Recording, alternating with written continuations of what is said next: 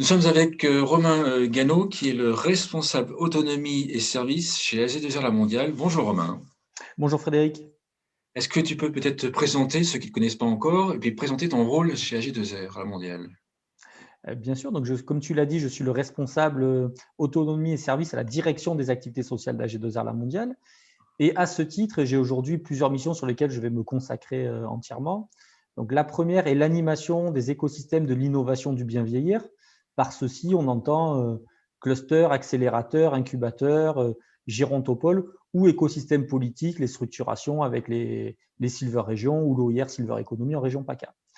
Ma deuxième mission va être de repérer dans ces écosystèmes des futurs producteurs ou offreurs de services ou produits destinés au bien vieillir pour pouvoir les transformer en prestations de services à destination de nos retraités assurés dans le cadre de notre politique d'action sociale, ou sinon faire remonter aux autres directions du groupe qui peuvent être intéressées par ceci, ce que je vais appeler les pépites de la Silver Economy. Et enfin, je vais continuer à animer notre démarche de lab, usage et autonomie. D'accord. Pourquoi est-ce que AG2R La Mondiale s'intéresse autant à la silver economy depuis pas mal d'années? AG2R La Mondiale est un groupe complet, paritaire, mutualiste d'assurance de personnes. Aujourd'hui, de par ses activités en retraite complémentaire, on a plus de 4 millions de clients retraités, ou même via ses activités de mutuelle ou d'assurance dépendance, on est de fait un acteur de la silver economy avant même que le terme de silver economy existe. Il n'existe que depuis 2013. Aujourd'hui, on était engagé dans ce secteur-là. On l'est encore plus parce qu'au travers de notre action sociale aujourd'hui, principalement Agir Carco, mais aussi prévoyance, c'est notre métier, et je dis bien métier, de déployer des solutions innovantes pour favoriser le bien vieillir de nos clients. D'accord. Si on prend les différentes actions que tu mènes, je peux commencer par la dernière. Comment est-ce que tu repères en fait, comment est-ce que tu repères les entreprises sur la silver economy? Et j'allais dire, quels sont les besoins et les critères que vous recherchez? Alors, aujourd'hui, on les repère principalement via notre intégration dans l'écosystème de l'innovation du bien vieillir. On est le seul acteur aujourd'hui de la protection sociale à avoir autant investi et soutenu cet écosystème-là. On a été les premiers à soutenir Silver Valley, alors à l'époque Soliage et même Aresa, donc il y a plus d'une dizaine d'années. Et aujourd'hui, on est le seul groupe partenaire d'une douzaine, je vais dire, d'incubateurs ou d'accélérateurs. Nos relations de partenariat, j'ai dit bien partenariat, pas mécénat, il faut qu'on travaille aujourd'hui avec ces incubateurs sur des appels à projets ou sur la sélection de structures vraiment innovantes. Ce qu'on recherche, ce n'est pas de l'innovation pour l'innovation et encore moins de la technologie pour de la technologie. Je dis souvent, technologie sans service ne vaut rien. Nous, ce qu'on regarde, c'est que l'offreur puisse apporter un vrai service à nos assurés, mais qui puisse l'apporter, quand je dis un vrai service, c'est un service qui répond aux besoins des gens, aux envies des gens, qui a un modèle économique robuste, alors qui peut se baser sur l'action sociale, la commande publique, et surtout une capacité à essaimer et une certaine robustesse dans la structure. Aujourd'hui, si on déploie une solution, il faut qu'elle soit accessible de fait à un grand nombre de clients. D'accord. Là, par exemple, si on prend Silver Valley, on commence par cet exemple en question. Quel est le rôle d'AG2R dans Silver Valley et en quoi est-ce que vous aidez Silver Valley dans ces différentes actions? Alors, aujourd'hui, AG2R La Mondiale est un partenaire historique de Silver Valley. Alors, pour la petite histoire qui n'est pas très connue, on a rencontré la Silver Valley il y a plus de 10 ans. Il y avait 8 entrepreneurs autour de la table et un groupe de protection sociale, AG2R La Mondiale. Aujourd'hui, il y a 300 entrepreneurs du bien vieillir dans la Silver Valley et c'est le plus gros cluster de France et d'Europe. On les soutient de plusieurs façons. On les a soutenus et on les soutient encore financièrement. Donc là, nos administrateurs vont être amenés à la fin du mois à se prononcer sur le renouvellement du partenariat. Mais surtout, on agit opérationnellement avec eux. C'est-à-dire, quand on est partenaire, on n'est pas un financeur aveugle, on est dans tous les comités de pilotage, dans tous les comités de sélection et on s'apporte une expertise croisée. Silver Valley est un cluster, donc il y a une expertise de l'animation des réseaux d'entreprise sur les modèles économiques, mais AG2R La Mondiale est un expert des besoins, des envies des retraités, des modèles économiques de la protection sociale, qui ne sont pas forcément les modèles économiques des autres systèmes. Et on favorise aujourd'hui, ce qui est important avec la Silver Valley comme d'autres, des mises en relation qualifiées. Alors tout le monde peut dire oui, une mise en relation, ça n'a pas de valeur. Si aujourd'hui, nous, on peut orienter des écosystèmes ou des entreprises écosystèmes vers leurs futurs clients. Un des axes de travail très fort qu'on a aujourd'hui dans la direction des activités sociales, c'est de faire travailler les partenaires en coalition et de jouer plus sur la coopération des territoires, plus que sur la concurrence des territoires. Donc, Ce qu'on demande à tous nos accélérateurs, clusters ou projets équivalents, c'est de travailler entre eux, de chacun avoir une spécificité qui peut être territoriale ou une expertise spécifique, mais de ne pas être dans la concurrence. Et c'est avec cette synergie-là qu'on va arriver à déployer des vraies solutions du bien vivre. Par exemple, je te donne un exemple. Silver Valley est intervenu dans le cadre d'un projet territorial à Toulon il y a quelques mois pour déployer un Open Lab. Et c'est ça qu'on va arriver, c'est faire irriguer les bonnes pratiques sur les territoires. D'accord. Si je dirige un autre cluster, si je dirige un autre, pôle de compétitivité, enfin, c'est plus le terme, en fait, un pôle, est-ce que je peux également être partenaire potentiellement d'AG2R en plus ou est-ce que vous avez déjà maillé, le territoire? Alors, il n'y a pas d'exclusivité dans les partenariats, il n'y a pas d'exclusivité de partenariat. Vous pouvez évidemment alors bien nous solliciter. Je dis nous, c'est soit me contacter directement, soit contacter. On a aussi des responsables de développement d'action sociale dans toutes les régions de France.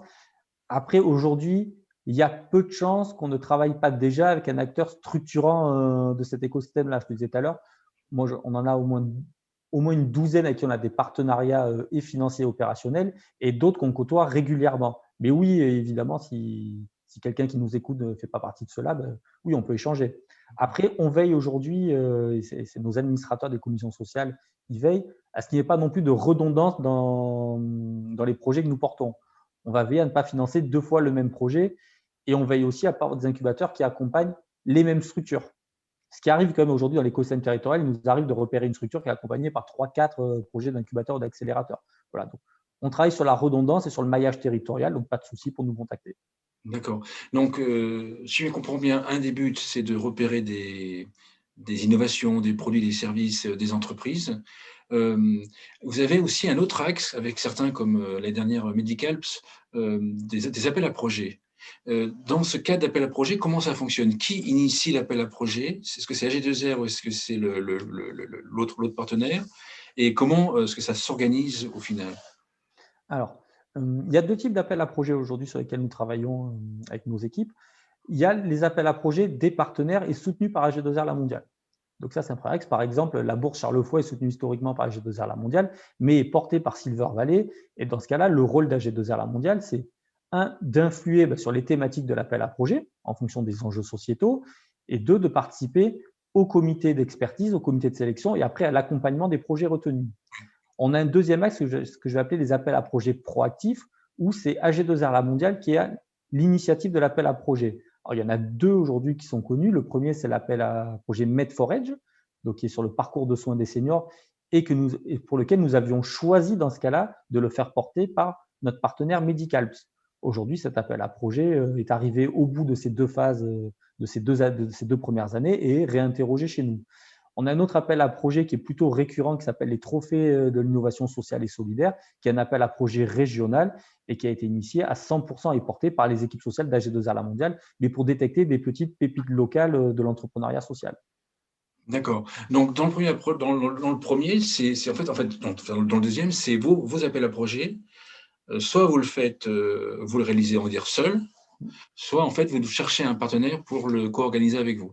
Oui, alors, comme on dit souvent, quoi, on a rarement raison tout seul. On a rarement raison tout seul. Donc, soit on cherche un partenaire pour l'organiser avec nous, soit on cherche des partenaires et on s'appuie sur leur expertise aujourd'hui. Il n'y a aucun appel à projet où sont 100% les équipes de la G2R mondiale qui viennent. De même, dans les appels à projets qu'on porte, on réunit notre réseau de partenaires. Par exemple, sur Med4Edge, on avait à la fois des équipes de Silver Valley, d'I2ML, des centres de prévention Agir Carco qui étaient avec nous au jury.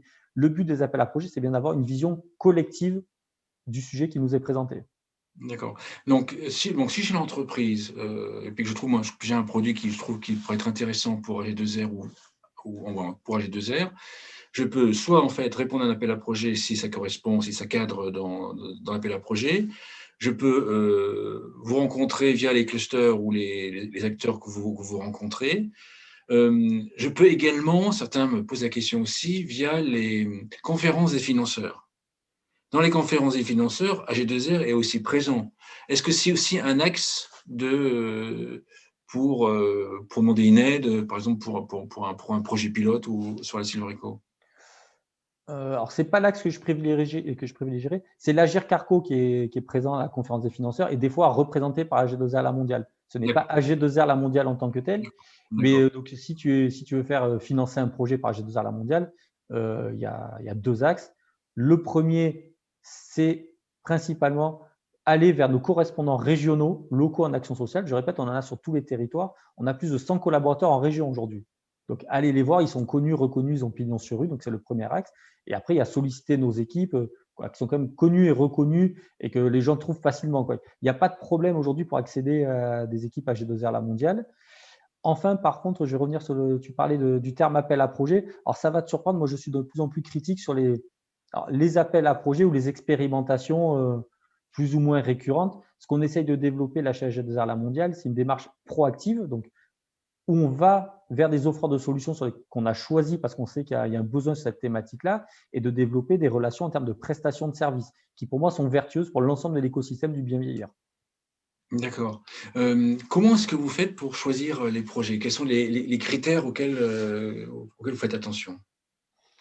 Alors, je vais te citer tiens, un exemple tout récent. On a communiqué il y a quelques semaines sur un programme de stimulation cognitive où AG2R La Mondiale allait mettre en place pour une centaine d'EHPAD partenaires et pour 1000 retraités des dispositifs de stimulation cognitive.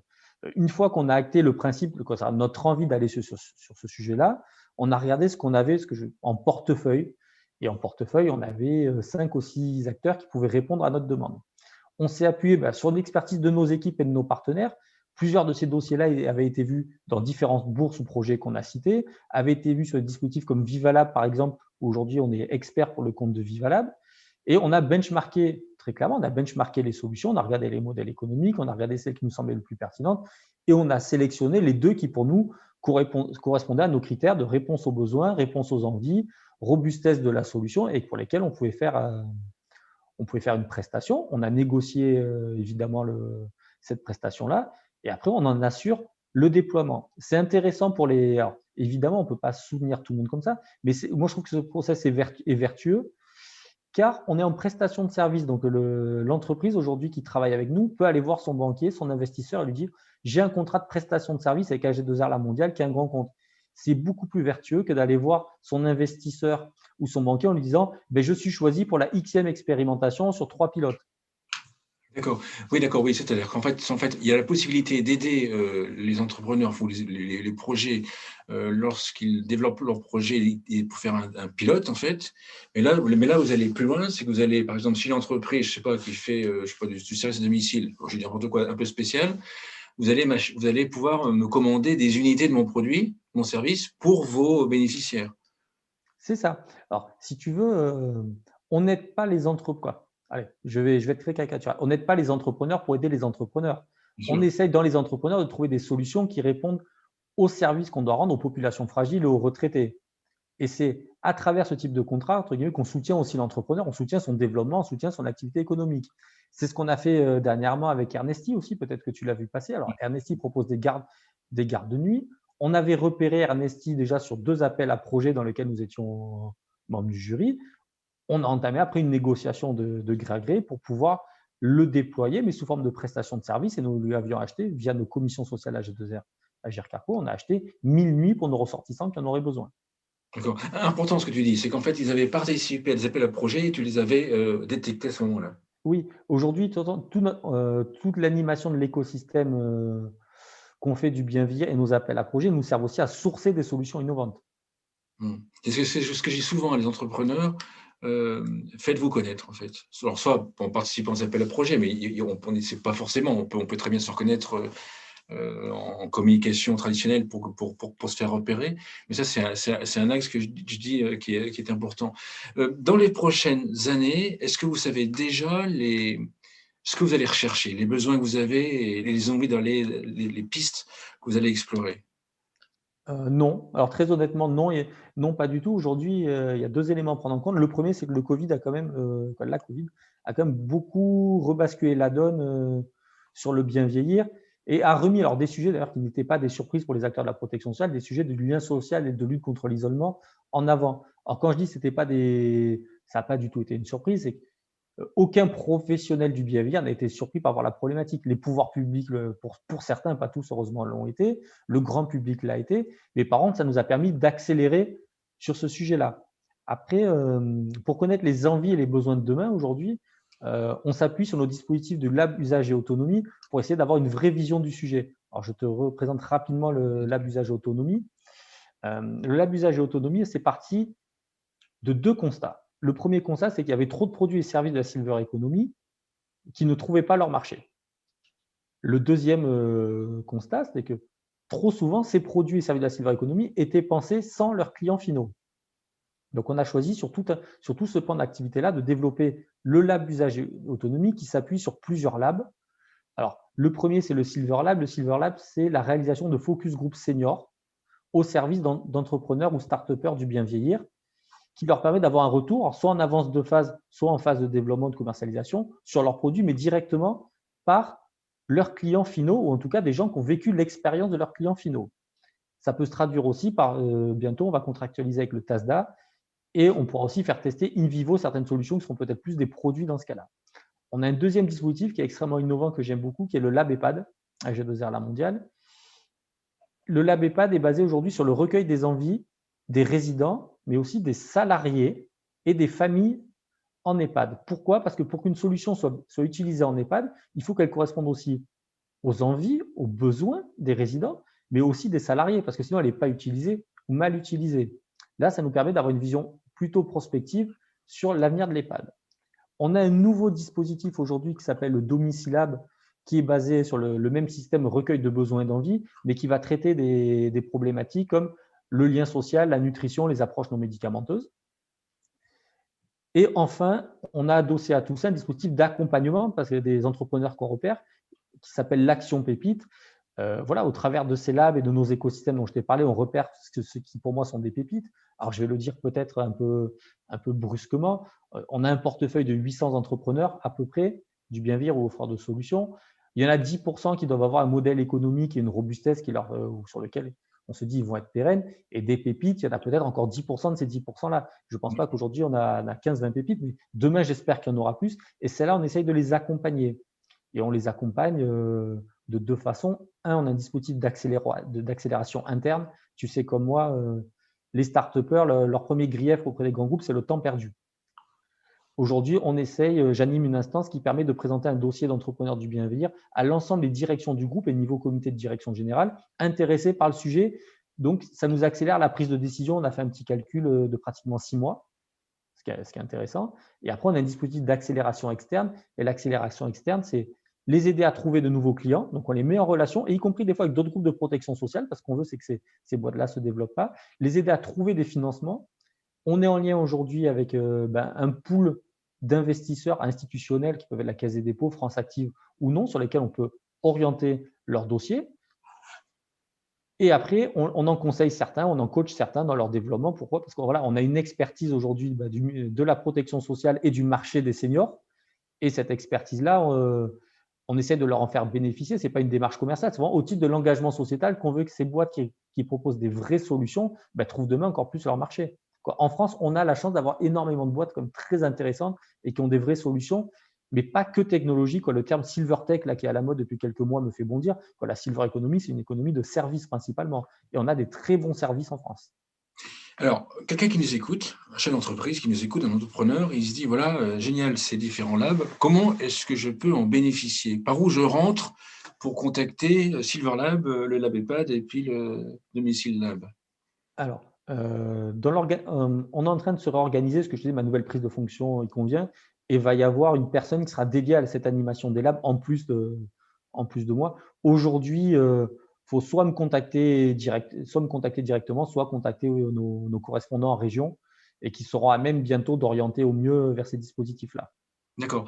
Alors, une fois que j'ai contacté, comment est-ce que tu fais pour sélectionner si je peux participer ou pas à un des labs?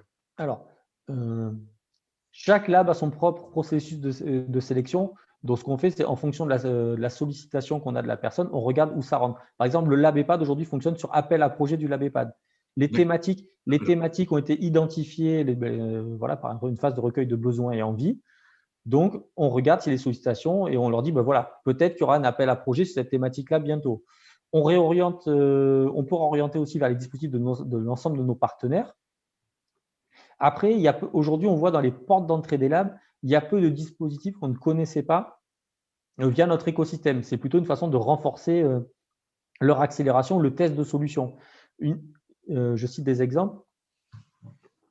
On a des offreurs de produits-services qui nous sollicitent sur lesquels on n'a pas de retour client ou usager. C'est nous qui demandons à ce qu'ils bénéficient d'un Silver Lab. On prend la prestation en charge, ce qui nous permet d'avoir dans notre process de sélection des services un retour et un focus group.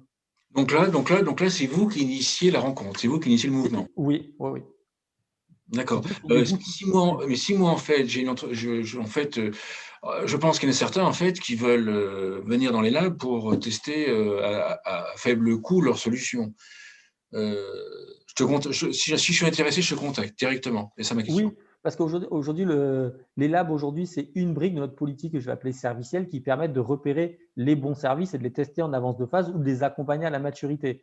On n'est pas un dispositif, on ne se positionne pas en concurrent des Living Labs qui testent qui servent. On se positionne vraiment dans une logique servicielle. Le lab, ça doit servir à repérer le service de demain, à l'accompagner ou à nous donner un niveau d'expertise supplémentaire par rapport à ce qu'on a sur le sujet.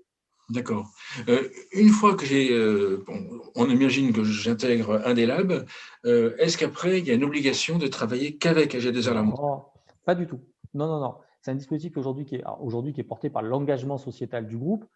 Dans les différents entrepreneurs qui ont suivi un des parcours, pas des parcours labs, qui ont été intégrés dans les labs, on a demandé une exclusivité à aucun d'entre eux. Et il y en a même, ça va te surprendre, sur lesquels on leur a conseillé d'autres acteurs de la protection sociale en termes de clients. Parce que le but, c'est vraiment qu'ils émergent. Mais après, ça ne nous empêche pas d'avoir une négociation après spécifique à AG2R Mondial parce qu'on les a accompagnés. Mais on n'est pas dans une démarche de test, investissement majoritaire et après, on faire un produit à AG2R Mondial. Pas du tout. D'accord. D'une manière générale, quand tu vois un projet sur la Silver Eco ou une entreprise sur la Silver Eco, pour faire ta première impression, tu regardes quoi? Alors, je regarde déjà, alors dans le pitch, je regarde comment une pitch, je regarde plusieurs choses. Alors moi, je suis absolument pas sensible au pitch aujourd'hui. J'ai créé la solution pour ma mamie, ma vieille tante, le retraité de chez moi. Parce que, je trouve qu'on a. Non, mais on rigole, mais c'est 80% des pitchs. Pourtant, on leur dit de faire un storytelling. Hein. Oui, mais c'est peut-être pas celui-là le storytelling. Mais D'accord. voilà, on a 80% des pitchs qui commencent pour cela. Et malheureusement, comme je dis souvent, en action sociale plus qu'ailleurs, l'enfer est pavé de bonnes intentions. Et construire une solution pour un retraité qu'on a connu, ce n'est pas construire une solution pour le marché des retraités, ce n'est pas connaître leurs envies. Donc, tout de suite, là, je dis pas le projet n'est pas bon, je dis tiens, un point d'attention sur est-ce qu'il a testé son projet par rapport à d'autres retraités, mais même est-ce qu'il a quand même des connaissances des fondamentaux du marché des seniors. Parce que pareil, le schéma de dire il y a 15 millions de retraités, demain il y en a 20, oui, mais ce n'est pas pour ça qu'il y a un marché de 20 millions de retraités. Non, mais quelle est ta cible? Est-ce que tu connais finement ta cible? Les gens qui ont cette problématique-là et qui ont les moyens de le payer, est-ce que tu sais comment ça se paye? Donc, il y a une connaissance du marché qu'on regarde. La deuxième, c'est aussi de regarder un petit peu le niveau de maturité de la solution. Est-ce qu'il y a un peu de chiffre d'affaires? Aujourd'hui, on en a moins, mais il y a une période où j'étais assez fasciné de voir beaucoup d'offreurs qui venaient nous voir en nous disant voilà, moi j'ai la meilleure solution, elle a été testée depuis 20 personnes, mais grâce à moi, grâce à vous, on va pouvoir la déployer demain de 10 000 ou 100 000 personnes. Non, c'est pas comme ça que ça. C'est pas comme ça que ça fonctionne. Aujourd'hui, quels sont tes retours du marché? Est-ce que tu as des signaux positifs du marché? Est-ce qu'avant de venir nous voir, il y a des gens qui ont déjà acheté ta solution? Ou est-ce qu'on sera tes premiers clients? Ça, c'est important. Et après, on regarde quand même des choses classiques dans l'investissement, même si ce n'est pas l'investissement, c'est la solidité du board. Est-ce que la pérennité financière, est-ce que les fondamentaux sont respectés? C'est une vraie analyse stratégique et financière. D'accord. D'accord. Autre action que vous menez qui est en cours, en fait, si j'ai compris, France Cluster. Oui, alors c'est une des dernières actions que nous avons lancées. Aujourd'hui, AG2R La Mondiale a un partenariat fort avec France Cluster. Alors France Cluster, c'est l'organisme en France qui réunit plus de 200 clusters accélérateurs français. Et nos commissions sociales, sur notre proposition, ont choisi de mettre en place un partenariat sur la question de la société de la longévité. Pourquoi? Parce que déjà, France Cluster réunit plusieurs des incubateurs du bien vieillir. Ça, c'est une chose.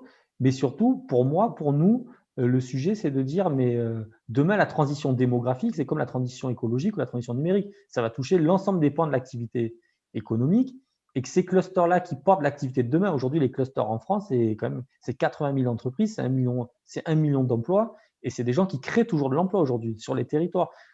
pour nous, le sujet, c'est de se dire ils doivent absolument avoir conscience des impacts de la transition démographique et peut-être même investir dessus. Je te cite des exemples dans la filière. Quand tu regardes aujourd'hui, plus aujourd'hui, plus, que je ne dise pas de bêtises, plus de 50% des acheteurs de voitures neuves sont des retraités. Plus de 50. Et il y a plein d'exemples comme ça dans la filière. Tu regardes les activités outdoor, tu vois les gens, tu regardes le tourisme, tu te dis, tiens, la part des seniors est importante. Et tous ces clusters aujourd'hui qui sont vraiment en pointe sur l'innovation et l'emploi n'ont pas, pour la plupart, pris conscience de ce marché des seniors. Et pourtant, quand tu leur parles en bilatéral, ils te disent, ah oui, c'est vrai qu'on a quand même beaucoup de retraités. Ah ben oui, nos clients disent qu'il y en a beaucoup. Donc, un des axes, et je dis un des axes de travail avec France Cluster, ça va être de travailler sur la transition démographique, les clusters. On a mobilisé notre partenaire Silver Valley sur le sujet. Et moi, c'est un sujet auquel je crois, mais y compris en tant que citoyen en termes d'engagement sociétal, c'est que demain, une partie de l'innovation et de la relance viendra par la prise en compte de la population senior. Aujourd'hui, un cluster qui travaille sur la maison de demain, sur l'habitat de demain, pour moi, ne peut pas passer à côté de la transition démographique. Je ne dis pas qu'il doit concevoir des produits pour les seniors, ce n'est pas du tout le sujet. Mais en tout cas, il doit avoir prise en compte de l'importance du marché. Et Donc, en surtout, fait, dans l'opération, l'un des axes, c'est j'allais dire acculturer, mais je ne sais pas si c'est le bon terme, c'est de prêcher la bonne parole dans les clusters en France. oui, il y aura un des axes, ça va être, on va pas aller jusqu'à prêcher, mais en tout cas, on va faire des interventions expertes. Et là, on s'appuiera sur Silver Valley, sur leur présenter le marché des seniors et l'intérêt pour eux. Et le deuxième axe, qui est encore plus important, c'est l'interclustering. C'est faire travailler les différents clusters ensemble. Et aujourd'hui, les clusters travaillent déjà ensemble plutôt par filière technologique ou business. Donc, les clusters, on va dire, l'activité de l'eau se connaissent, du bois se connaissent, du bâtiment se connaissent. Par contre, les faire travailler en interclustering en disant, mais il y a peut-être des clusters qui sont les clusters qui représentent tes futurs clients. Donc, faire travailler un cluster du bâtiment avec Silver Valley, faire travailler je sais pas, les clusters santé avec des acteurs spécialisés des seniors. Pour moi, il y a une vraie dimension d'interclustering à développer. Et en France, France Cluster, c'est un petit organisme qui n'est pas très connu, il ne communique pas beaucoup. Mais je veux dire, le poids financier et le poids dans le développement économique de ces acteurs est essentiel et vraiment sous-estimé en plus. Est-ce à dire que plus tard, on peut imaginer que vous allez être partenaire ou faire des appels à projets avec ces différents clusters, enfin quelques clusters dans cette masse de clusters avec qui vous allez… Alors, je ne sais pas si ça se traduira par des appels à projets directs avec des clusters qui ne sont pas directement liés à nos métiers. Je rappelle que nos métiers, c'est quand même l'action sociale pour les retraités, les plus fragiles et sur des thématiques qui sont l'habitat, l'aide aux aidants, le bien vieillir, le soutien à l'emploi des plus fragiles. Mais je pense, par contre, aujourd'hui, on a initié une petite démarche qui est de repérer parmi les clusters français, et pas les spécialistes de la Silver Eco, les clusters français, ceux qui ont proposé un accompagnement pertinent à une entreprise allant sur le marché du bien vieillir. Et je ne te cache pas que j'ai découvert sur le dernier appel à projet Filex, et d'ailleurs qu'il a gagné, un porteur de projet qui était en Bretagne, sur un cluster très numérique, très santé, très technologique, et qui a accompagné une solution qui propose une solution très, très pertinente de détection de chute ou d'analyse des événements anormaux en établissement, et dont personne dans la filière n'avait jamais entendu parler, parce qu'ils sont développés sur une filière santé numérique. Ils ont réussi à lever des fonds, ils sont très implantés dans le domaine de l'intelligence artificielle, mais c'est des acteurs comme ça qu'on ne voit pas aujourd'hui et que moi, j'aimerais aussi repérer et accompagner, mais pas accompagner pour agir vers la modèle, mais accompagner vraiment sur la prise en compte du sujet. Oui, c'est repérer les projets qui ne sont pas pure player, entre guillemets, pure Silver Eco. Et de toute façon, je peux me tromper, mais je pense que le pure player Silver Eco a moins d'avenir que ce type de projet plutôt transversaux. Pour finir, ton actualité en 2021. Ça va dépendre, j'imagine, du succès des vaccins, tout ça, mais bon, trêve de plaisanterie, l'actualité, c'est quoi? C'est des appels à projets? Non, l'actualité en 2021, c'est accélérer le développement de nos labs. Aujourd'hui, on a des budgets qui nous permettent de fonctionner jusqu'à fin 2022.